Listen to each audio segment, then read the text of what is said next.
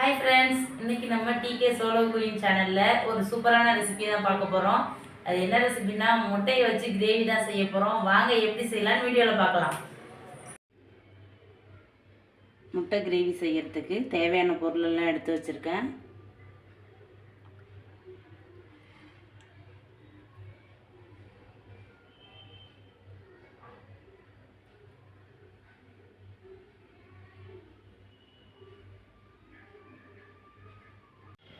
இப்போ முட்டை கிரேவி செய்ய ஆரம்பிச்சுக்கலாம். ஃபஸ்ட்டு வந்து நம்ம முட்டையை பொரித்து எடுத்துக்கலாம் தனியாக.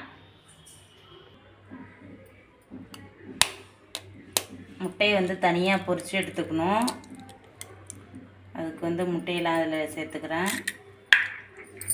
நான் வந்து 4 முட்டை எடுத்திருக்கேன்.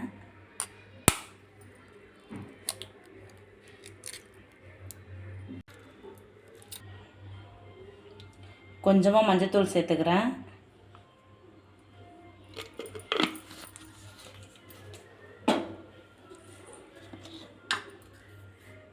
தூள் உப்பு கொஞ்சம் சேர்த்துக்கிறேன்.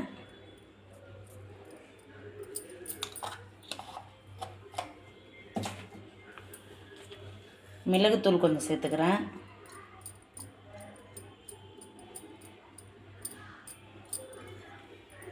இதை வந்து இப்போ நல்லா கலந்துக்கலாம்.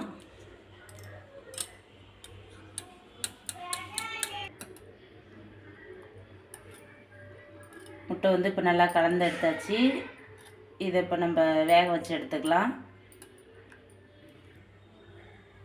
அடுப்பு பற்ற வச்சுக்கலாம்.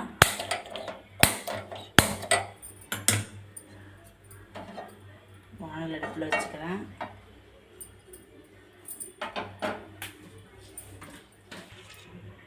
வானல் சூடாயிடுச்சு. எண்ணெய் சேர்த்துக்கலாம்.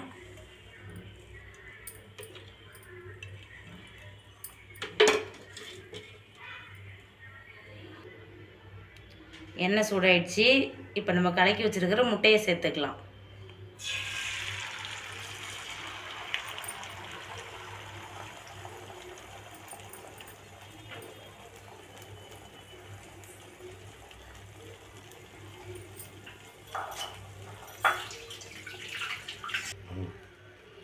அடிப்பக்கம் வந்துருச்சு. அப்படியே லைட்டாக பரட்டிக்கலாம்.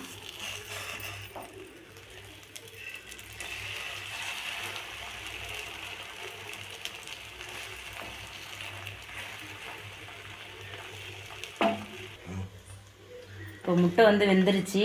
இப்போ இதை வந்து நம்ம சின்ன சின்ன பீஸாக அப்படியே கட் பண்ணி எடுத்துக்கலாம். கொஞ்சம் கட் பண்ணி தான் போட போகிறோம்.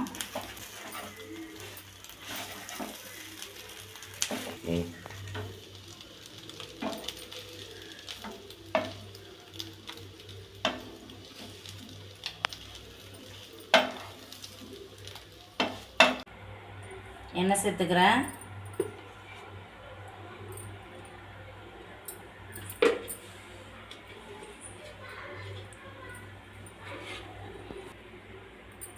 எண்ணெய் சூடாயிடுச்சு. தாளிப்புக்கு ஒரு 3 கிராம்பு, ஒரு சின்ன துண்டு பட்டை, கல்பாசி கொஞ்சம், சோம்பு கொஞ்சம் சேர்த்துக்கிறேன்.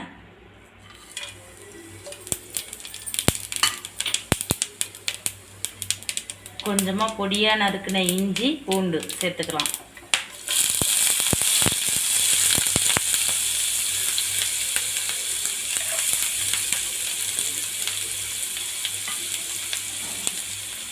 ஒரு பச்சை மிளகாயை பொடியாக நறுக்கி வச்சுருக்கேன். கருவேப்பிலை, பச்சை மிளகாய் சேர்த்துக்கலாம்.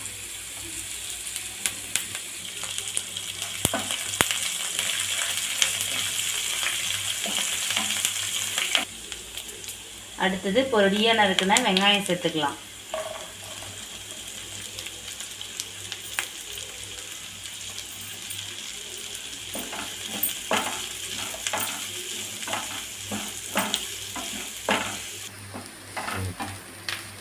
வெங்காயம் நல்லா பொன்னிறமாக வதங்கிடுச்சு. இப்போ தக்காளியை சேர்த்துக்கலாம்.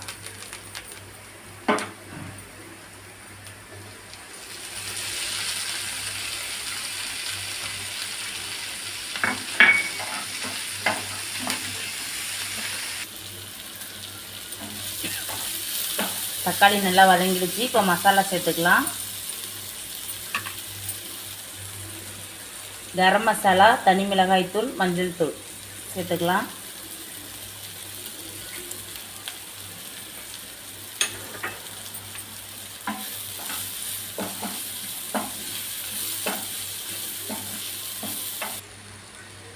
கிரேவிக்கு கொஞ்சமாக தண்ணி சேர்த்துக்கலாம்.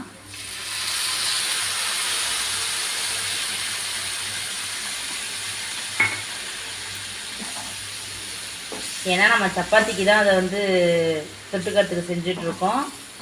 ரொம்ப தண்ணி அதிகமாக சேர்க்கக்கூடாது, அதுக்காக கம்மியாக தண்ணி சேர்த்துருக்கேன். கிரேவிக்கு தேவையான அளவு உப்பு சேர்த்துக்கலாம்.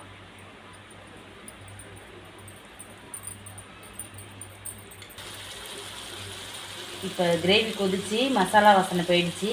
இப்போ நம்ம பொரிச்சு வச்சுருக்கிற முட்டையை சேர்த்துக்கலாம்.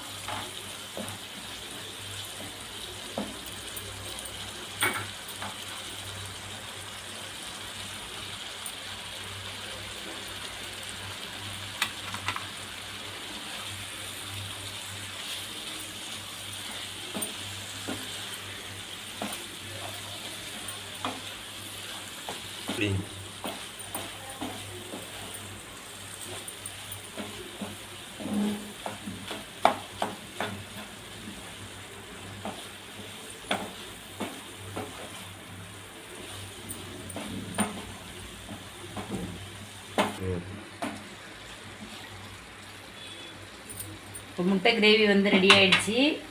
கடைசியாக கொஞ்சம் மல்லி இலை தூவிக்கலாம்.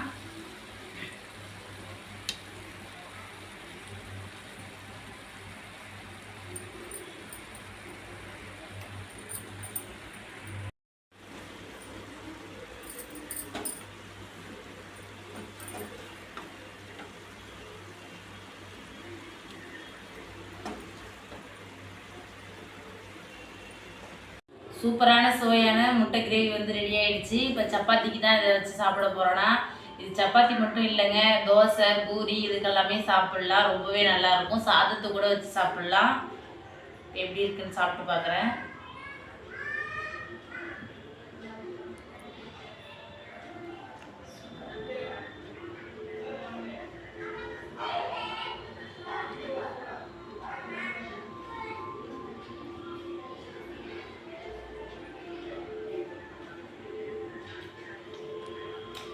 வேறு லெவல் டேஸ்ட்டாக இருக்குது.